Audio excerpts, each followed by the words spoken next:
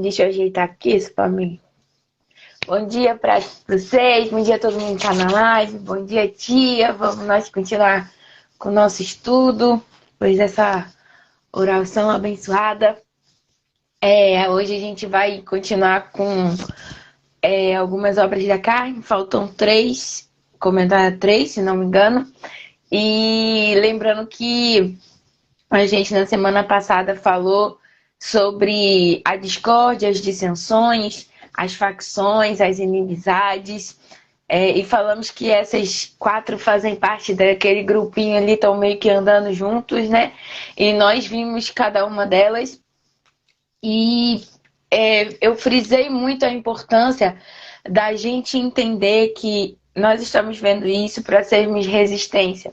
Quando isso chegar até nós, nós precisamos parar. E que também precisamos confrontar as pessoas, que às vezes a gente aceita esses pecados no nosso meio, tratamos muitas vezes como comum, eu falei ali da rebeldia e tal, e aí eu falei que a gente tratava esse pecado como algo que vai virando assim menos grave do que parece no meio da gente e que a gente precisa confrontar essas pessoas, porque eu até citei a passagem que diz: quando o vigia ele avisa, ele não se torna mais responsável pelo sangue daquela pessoa, mas que quando ele não avisa, ele fica responsável.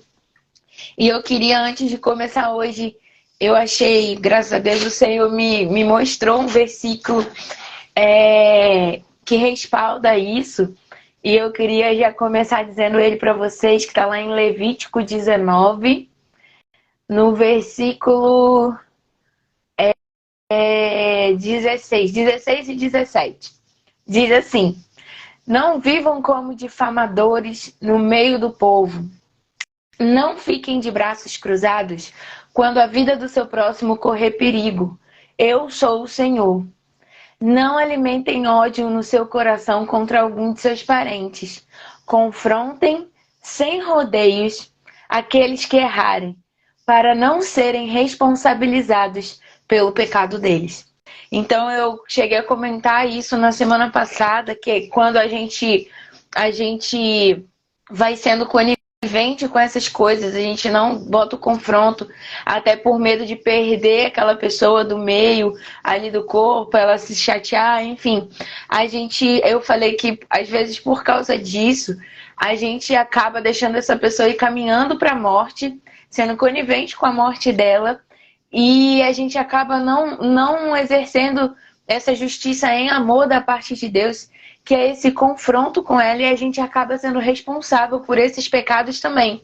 Eu até comentei sobre a igreja, que Tiavana falou que era a igreja de Tiatira, e aí eu falei que ali Jesus condena a igreja, diz que tem contra a igreja, que ela tolera Jezabel. E aí a gente comentou um pouquinho sobre esse tolerar determinados comportamentos, doutrinas, tudo mais. E eu queria começar hoje com esse versículo, porque o Senhor tem frisado muito no meu coração a importância da gente não ter medo de ser igreja. Existe um espírito de intimidação rondando a igreja, rondando os profetas do Senhor. E eu não falo só das pessoas que têm o chamado de profeta, né? Nós, como corpo de Cristo, profetizamos em nome do Senhor, somos sacerdotes de Deus. Há uma intimidação nesse tempo, que é justamente uma intimidação que também fala sobre o espírito, a doutrina de Jezabel, que a gente comentou, e o Espírito Santo tem ministrado muito isso no meu coração. Nós estamos com receio de, muitas vezes, de nos firmarmos como igreja, nos posicionarmos mediante as pessoas por causa dos pecados, porque o sistema está trazendo para a gente um discurso de politicamente incorreto e a gente fica com receio, mas será que vai se chatear? Será que vai desviar? Será que vai ficar na igreja ou vai sair? E se sair? E aí a gente começa a ser conivente com os pecados e a gente, como igreja, que fomos feitos para ser resistência, ser um reino que resiste ao império das trevas, a gente vai cedendo e sendo ali muitas vezes omisso. A igreja está aqui para confrontar o mundo pela sua existência. Só pela existência da igreja, nós já somos resistência ao sistema desse mundo. Jesus foi o incômodo desse mundo enquanto esteve aqui, para as pessoas que falavam sobre o politicamente correto, os fariseus ali, as pessoas que perseguiam Jesus, as pessoas que falavam, não, ele não está fazendo o mesmo discurso que nós.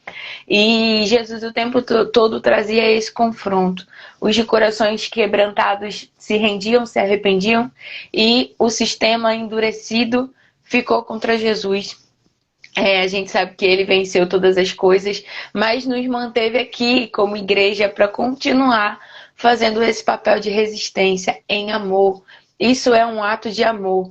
Quando a gente chega para alguém e fala e expõe que a vida dessa pessoa está correndo perigo, quando a gente mostra a palavra, nós estamos amando essa pessoa. Como um pai ou uma mãe que diz um não para uma criança que não tem entendimento e ela faz birra, chora, fica ali chateada, tal, mas o pai e a mãe sabem que está fazendo isso pro bem da criança e em amor. Então que a gente possa continuar entendendo as obras da carne, continuar entendendo que é preciso que a igreja se posicione de maneira firme em Deus, na palavra, e diga, isso está te levando à morte. E eu não quero que você morra. Ah, eu fiquei muito chateado porque está me acusando de eu sair da igreja. Tem uma passagem que Paulo diz, né? Já entreguei o irmão tal, esqueci o nome dele. E para quem sabe, tipo assim, entregou para Satanás, entregou para fora da igreja. Para quem sabe ele possa cair em arrependimento e ainda ter ali o seu corpo salvo, ter sua alma salva. Então Paulo vai falar um pouquinho sobre isso. Eu não lembro exatamente onde que está essa passagem, mas às vezes a pessoa pega essa passagem só para ficar assim, então pode ou não expulsar alguém da igreja?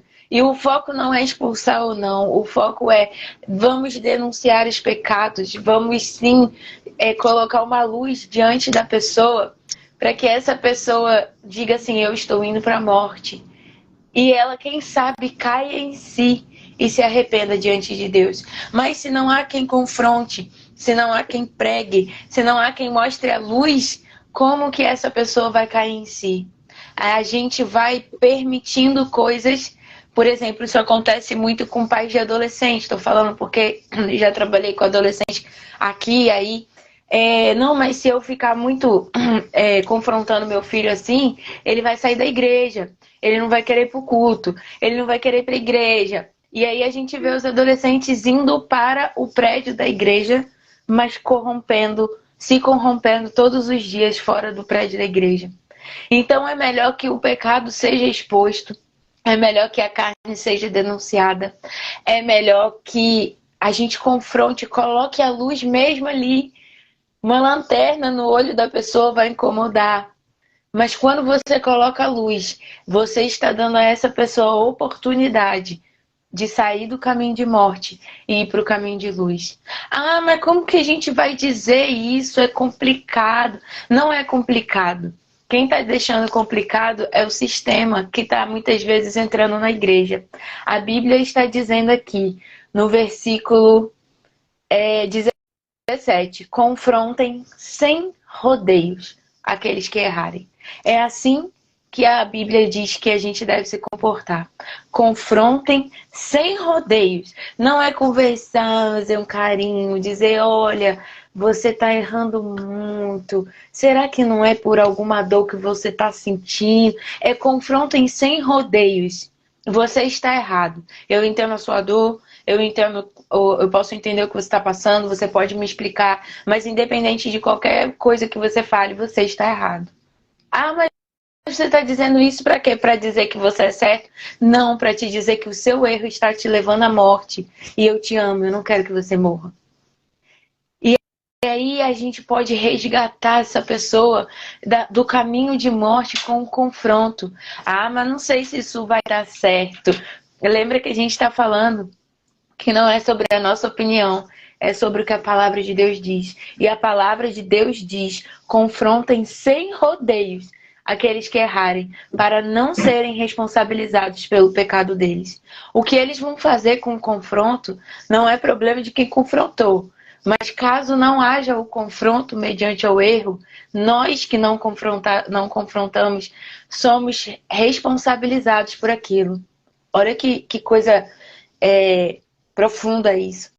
Então a igreja, eu fiquei imaginando quando eu li essa passagem, como que a igreja está sendo responsabilizada enquanto se omite, se cala, enquanto não quer ali deixar desconfortável alguém. O quanto a igreja está sendo responsabilizada pelos pecados, pelos muitos pecados que ela anda aceitando no seu meio.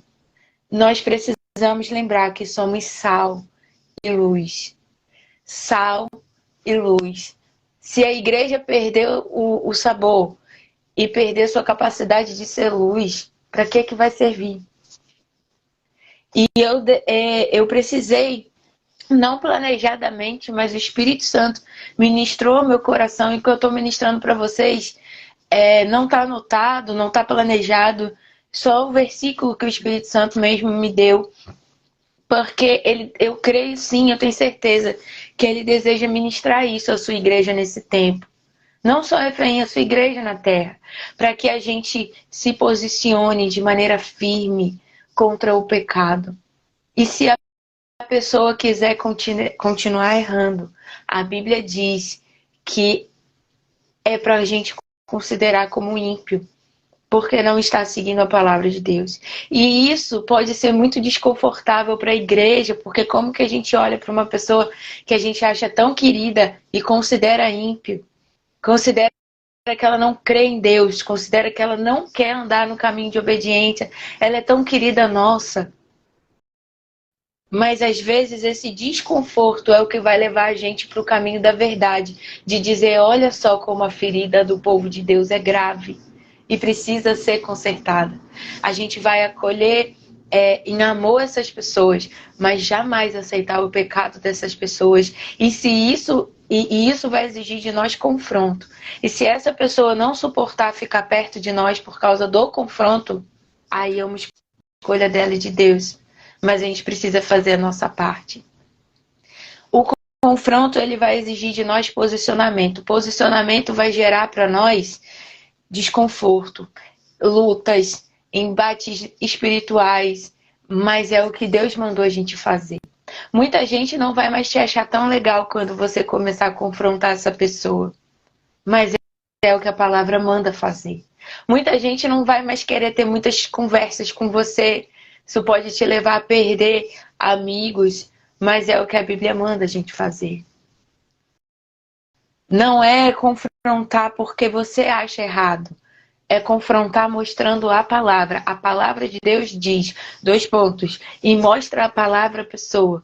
E diz, você está caminhando para um caminho de morte, eu não quero que você morra.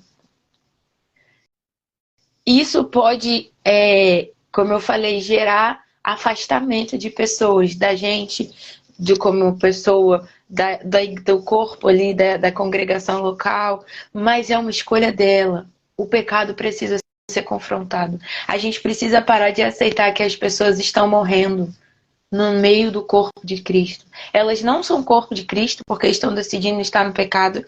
Elas, se estiverem participando da ceia, estão bebendo de maneira sem tamanha consciência ali para sua própria condenação.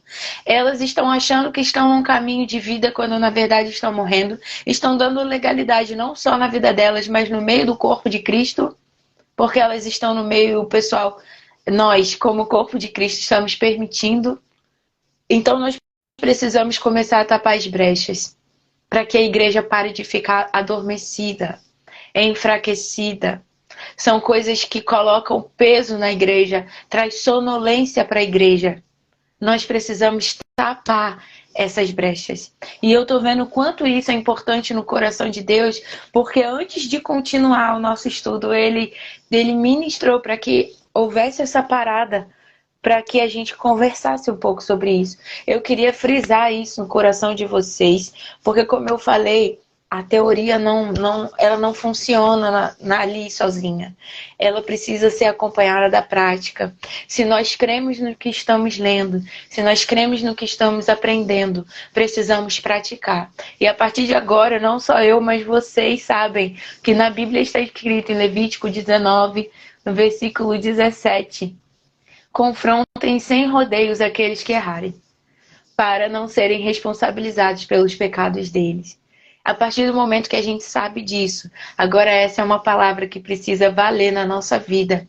Nós precisamos praticar essa palavra, porque não vamos poder dizer para o Senhor que não sabemos. É um posicionamento que exige de nós firmeza, confiança em Deus, mas é necessário. Por causa desse posicionamento, homens foram mortos no passado, pessoas, mulheres foram perseguidos, mas essa é a história que o Senhor tem dado à sua igreja. Não porque ele é mau ou porque ele quer o sofrimento, mas é porque é uma história onde a igreja testemunha a respeito da verdade que vive. E nós estamos com receio de, nesse tempo, sermos perseguidos. A perseguição agora... existem mais mártires no mundo agora do que no passado. É porque não é tão divulgado aqui no Ocidente, onde a gente vive, mas existe principalmente lá no Oriente, existem mais pessoas morrendo por causa do Evangelho do que naquela época de antigamente, da grande perseguição. E hoje, no nosso tempo, a perseguição ela não é ainda física ali, ainda tão gritante como a moral, né? Digamos assim, os processos, você está me julgando, você está me excluindo, você está sendo preconceituoso. Existe um outro tipo de perseguição no nosso meio, que eu acho até um pouco pior, eu acredito, porque ela não é tão latente assim na nossa frente, diante de nós, com a dor física que ela causa. Mas ela vai prendendo a gente silenciosamente no que a gente fala. E a palavra é viva. Nós não vamos conseguir deixar de vivê-la e nem deixar de falar dela, se estivermos em Cristo Jesus. Nós precisamos estar posicionados. Tempos mais apertados a respeito disso virão para a igreja. Profetas ao redor do país e fora do país estão repetindo isso. Eu tinha comentado isso com vocês ano passado. O Senhor tem trazido esse tempo de aviso, de antecipação para a igreja, de preparo. Nada que o Senhor está fazendo conosco é à toa, é sem propósito, é intencional da parte dele. E nós precisamos entender isso, nós precisamos abraçar isso como igreja. E o que eu vejo o Senhor fazendo nesse tempo é amadurecendo a igreja, porque os imaturos não darão conta de se posicionar no meio desse tempo que já está chegando de mansinho e logo ali ficará latente no nosso meio, ficará escancarado no nosso meio. Existem governadores no Brasil que, se eu não me engano, o de Salvador também, a gente estava vendo essa reportagem no seminário, que eles já estão considerando que é proibido você dizer, você precisa de Jesus para as pessoas. A gente está olhando para perseguição como se fosse uma coisa mais longe, mas Deus está amadurecendo a sua igreja. E na mesma medida que a iniquidade está aumentando, Deus está dizendo à sua igreja: se posicione, acorde, se mantenha firme, mantenha a palavra, pratica aqui, fala, confronta, sem rodeios, diga a verdade e pronto, não precisa bajular ninguém, só diga o que eu disser. E aí, é assim que eu quero que você se comporte. Desde antes foi assim e agora é assim. Então, nós precisamos trazer esse confronto. Vai incomodar, vai chatear, vai ser uma pedra no sapato. Não vão querer ouvir, mas a Bíblia já tinha avisado isso. Que as pessoas iam ter coceira, que elas não iam suportar. Olha o que a Bíblia diz. Que as pessoas não iam suportar a sã doutrina. E elas iam procurar para si mestres Profetas, eu acho que a palavra diz mestres, que ensinem e falem aquilo que elas querem ouvir e não o que a palavra diz. Não vamos ser essas pessoas que falam e ensinam aquilo que as pessoas querem ouvir. Nós somos pessoas que falam o que a palavra diz. E se isso incomoda, chateia, se isso traz ranço das pessoas em relação à igreja, como a gente já estudou semana passada essa palavrinha, se isso vai trazer divisões, é o que a palavra diz. É a palavra que é a igreja que quer fazer divisões, discórdias, de jeito nenhum. Mas a Bíblia diz que a palavra é como uma espada que traz separação até as juntas e medulas.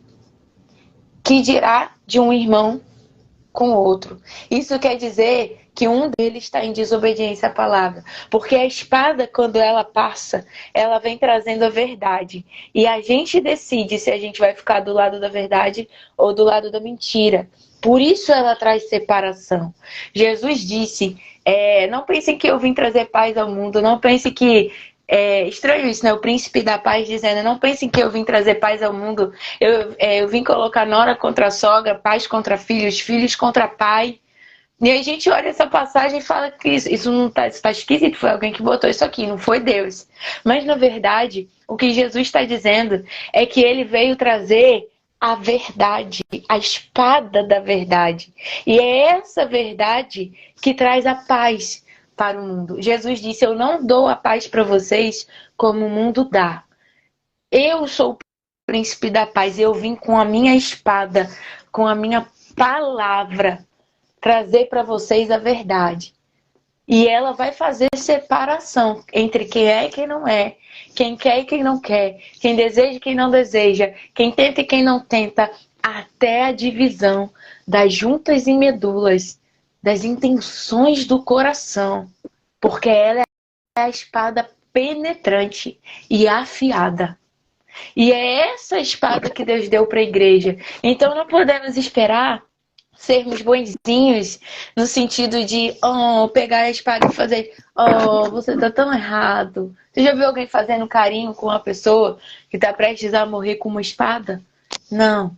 A igreja tem o colo do Espírito Santo, o consolo do Espírito Santo, mas ela tem a espada para usar contra o pecado, contra o espírito do anticristo desse mundo.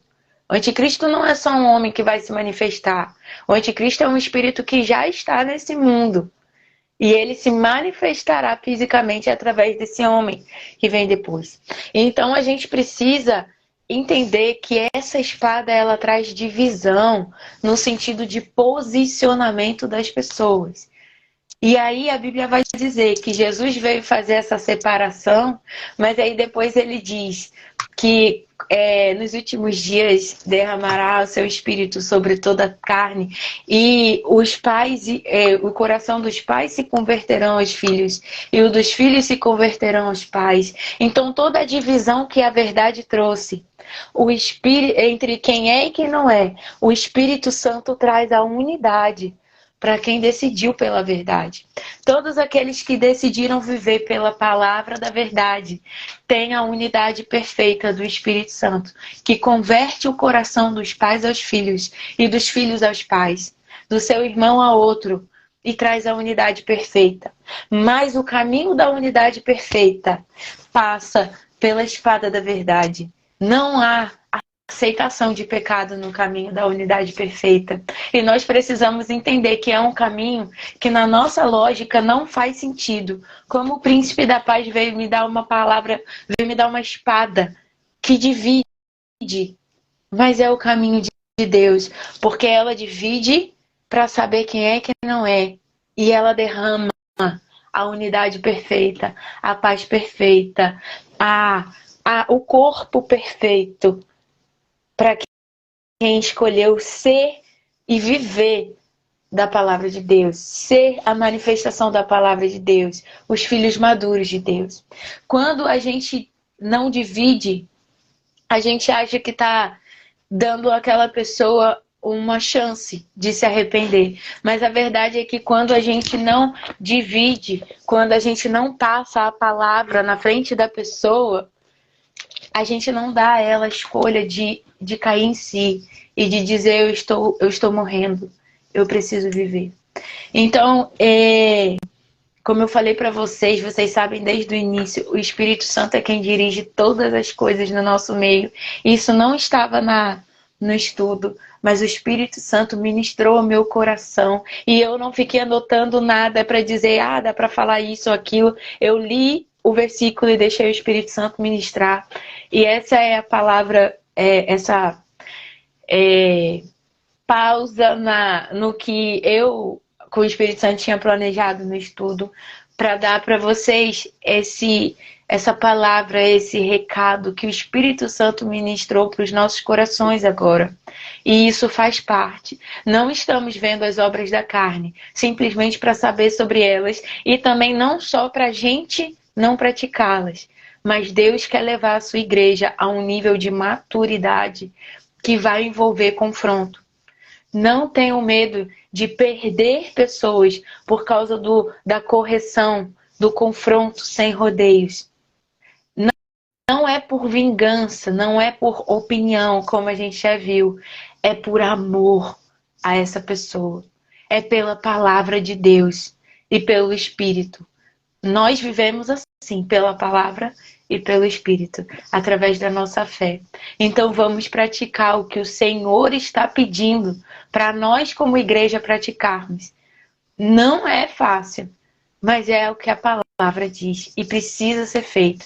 E nós agimos por fé e não pelo que sentimos. Lembra, para finalizar, lembra uma experiência que eu contei para vocês, que eu tinha confrontado uma amiga e ela não quis me ouvir, e ela falando que eu estava errada, e eu confrontei porque ela estava falando mal de uma outra pessoa, através de uma situação que ela nem tinha vivido, ela ouviu de outra pessoa, e isso começou a se espalhar. E quando chegou ali em mim, eu falei assim, a gente precisa parar com isso precisa parar. E aí ela não aceitou e ficou ali e tal. E aí falou algumas coisas pra mim, tudo. Ela se afastou de mim. Ela se afastou. Eu continuei falando com ela, continuei amando, continuei ali. Fiquei um pouco entristecida, não com ela, mas pela situação. Criei assim, precisei pedir conselhos de algumas pessoas da intercessão, alguns conselheiros da igreja, para poder saber se eu tinha agido errado ou não. Conversei com alguns amigos também. Falei com ela que eu estava aqui, agi com ela assim, ela passava, nem falava, ficava com a cara emburrada, né, o rosto virado, se afastou totalmente, se afastou das pessoas que estavam andando ali comigo também. E eu fiquei quieta, também não contei a história para ninguém, não falei nada, as pessoas, eu não entendi porque que ela tá agindo assim. Eu falei, ela deve saber e tal, não falei. E aí agora, de um tempo pra cá, ela deu uma... não voltou a andar comigo, mas ela já quando eu dou bom dia, ela já responde. No outro dia, eu sempre ia abraçar quando eu vi ela passando. Outro dia, ela que veio. Aí já conversou um pouquinho melhor. Então, assim, a gente não pode deixar de se posicionar. Vai trazer, muitas vezes, desconforto no meio de uma relação, ali no meio. Mas você fez o que o Senhor disse que era para fazer. E aí, se a pessoa ficar emburrada, deixa ela com Deus. De repente, é uma coisa só pontual. Enquanto você continua amando, continua servindo, continua sorrindo, continua abraçando, mesmo se ela não quiser, você continua ali disponível e acessível para ela, você vai aos poucos dando oportunidade para que o Senhor quebrante o coração daquela pessoa. A gente vai ver, se Deus quiser, amanhã, falando sobre a ira, e a gente vai ver que a vingança não pertence a nós. Deus diz que ao invés de a gente se vingar, é para a gente fazer bem aquelas pessoas que estão contra nós. E a gente vai amontoando brasas na cabeça dessas pessoas. Então eu queria deixar hoje essa palavra para vocês, falar que o Senhor está querendo de nós posicionamento do jeito certo, segundo a palavra, da maneira certa, com o método certo, não baseado nas nossas obras da carne, mas pela nossa fé. E para depois dar seguimento ao nosso estudo. Faltam 3 obras da carne, falta a ira, os homicídios e as heresias. Lembrando que eu expliquei para vocês que em algumas versões as palavras vão variando, mas a essência ali é o que a gente está tratando. E aí, logo em seguida, se o Senhor permitir, a gente vai entrar no fruto do Espírito e na passagem lá de João 15. Amém?